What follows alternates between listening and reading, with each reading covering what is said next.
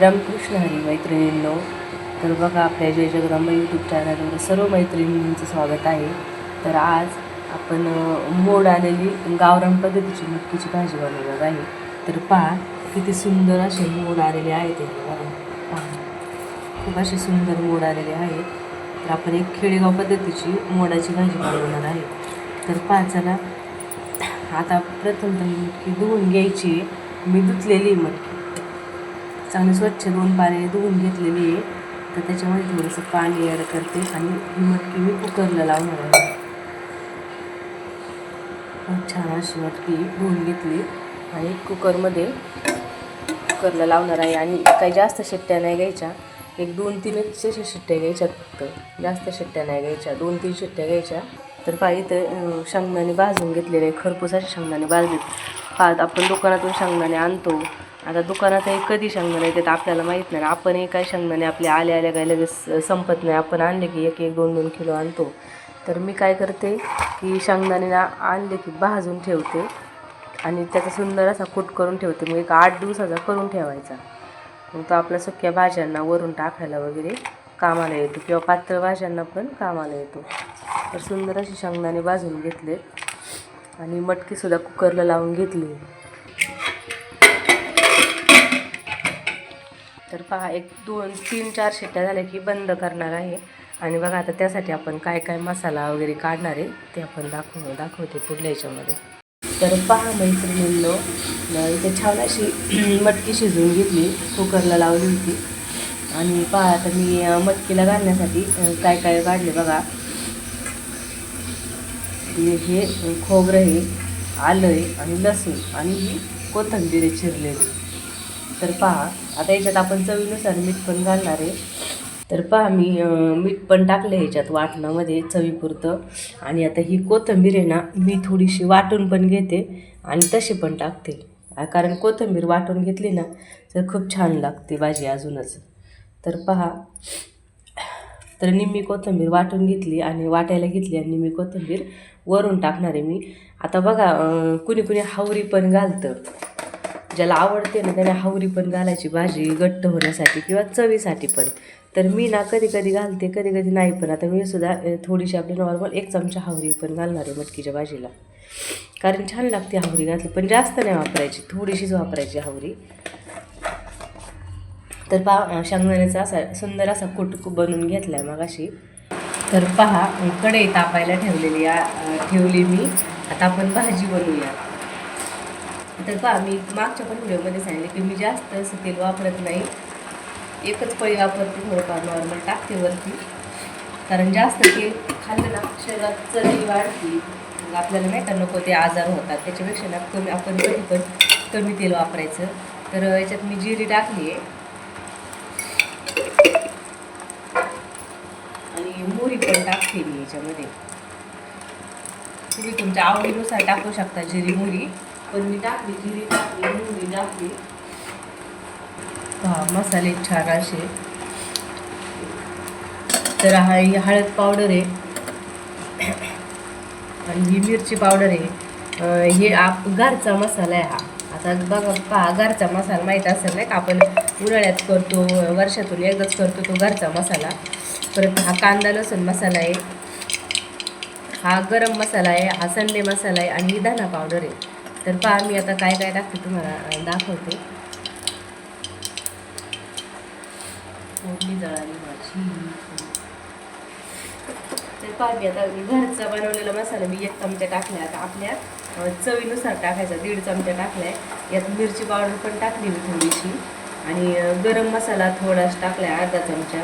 परत आता आपण कोथिंबीर टाकलेली, त्याच्यामध्ये धना पावडर पण मी नॉर्मलच टाकली. संडे मसालासुद्धा मी अर्धाच चमचा टाकला आहे. आणि कांदा मसाला मात्र मी 2 चमचे ॲड केले, कारण आहे ना कांद्या मसाल्याने भाजीला चव येते. आणि नॉर्मल अशी हळद टाकली आपल्याला जेवढी पाहिजे तेवढी देतात. आणि थोडं पाणी ओतलेली, भाजीचंच पाणी ओतलं, कारण भाजीचं पाणी मला तरी आलेली आहे, खूप अशी छान तरी आली भाजीला.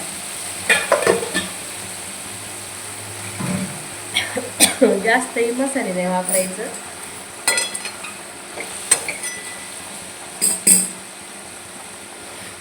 आणि पहा, जे वाटून घेतले ते वाटण मी त्याच्यात ॲड करणार आहे.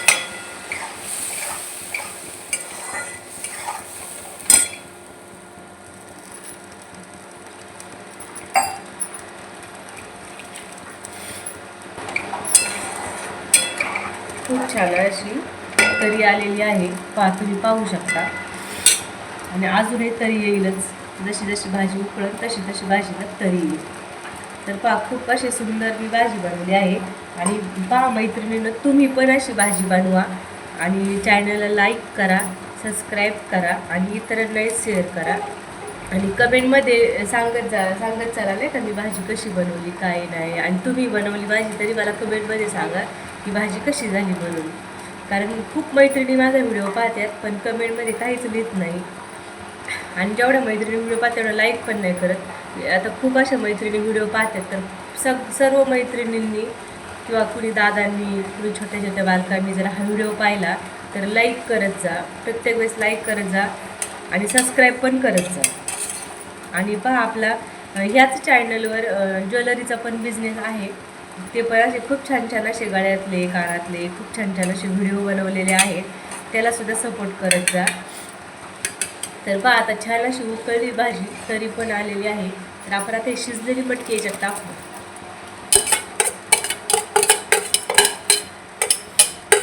मटकी काही जास्त अशी मी शिजून नाही घेतलेली, कारण मटकी आपली थोडीशी नाही का 2-3 शिट्ट्याच काढून द्यायची. जास्त शिजलेली मटकी पण चांगली नाही लागत. आता तुम्हाला जेवढी भाजी पाहिजे तेवढी भाजी तुम्ही धरायची, म्हणजे पाणी वाटायचं. आता मला एवढीच भाजी पाहिजे दिवसभरात. आम्ही 4च माणसं आहेत, आम्ही काही एकच टाईम जेवतो, परत तुम्ही जेवत नाही. मग एक वेळेस एवढी भाजी आम्हाला मग भरपूर होती. तर सुंदर अशी भाजी बनवलेली आहे मी. आणि आता ही कोथिंबीर वरून मी ॲड करणार आहे. अशी भाजी जराशी तरी आलेली आहे आणि जराशी हिरवी पण झालेली आहे, कारण आपण काय केले कोथिंबीर वाटून ठेवली, त्याच्यामुळे भाजीला काय झाले तरी हिरवी आणि तरी पण आलेली आहे. म्हणजे 2 प्रकारची भाजी वाटते ती बघा. एकदा उकळली की छान होईल भाजी. आता हे म्हणसाल तुम्ही ह्या तव्यावरती काय दिसतंय, तर ह्या तव्यावरती मी दाखवते तुम्हाला त्या तव्यावरती काय. तर ह्या तव्यावरती अशी छान अशी कडक केलेली भाकर आहे पहा. तर ही भाकर आहे ना रात्रीची आहे. आता बघा म्हणतात शिळं असलं तरी त्यात लक्ष्मी असती, फेकून देऊ नये, वायाला नाही जाऊन द्यावा. मग त्यासाठी तर मी काय करते, अशी भाकर राहिली ना काही कुत्र्यांना ठेवते काढून आणि काही आम्ही आमच्यासाठी कडक करतो तव्यावरती. बघा खूप छान अशी खरपूस भाकर झालेली आहे, इतकी छान लागते ना भाकर. तुम्हीसुद्धा मैत्रिणींनो पहा, तुमची जर कधी शिळी भाकर राहिली तर तव्यावर बघा तुम्ही गरम करायला ठेवायची. शेवट आपण आपल्या भाकरी बनवतो ना, मग ती शेवटला आपली भाकरी झाली ना बनवून की मग शेवटी तर पहा मी तर सुंदर अशा मागाशी भाकरी पण केल्यात बघा. आधी मी कुकर लावला मागाशी आणि मग कुकर होसपर्यंत मी अशा 2-3 भाकरी आम्हाला पाहिजे तेवढ्या अशा 2-3 छान छान अशा भाकरी बनवून घेतल्या. आणि ही रात्रीची भाकर आहे. तर ही सुद्धा खूप छान अशी भाकर कडक झालेली आहे.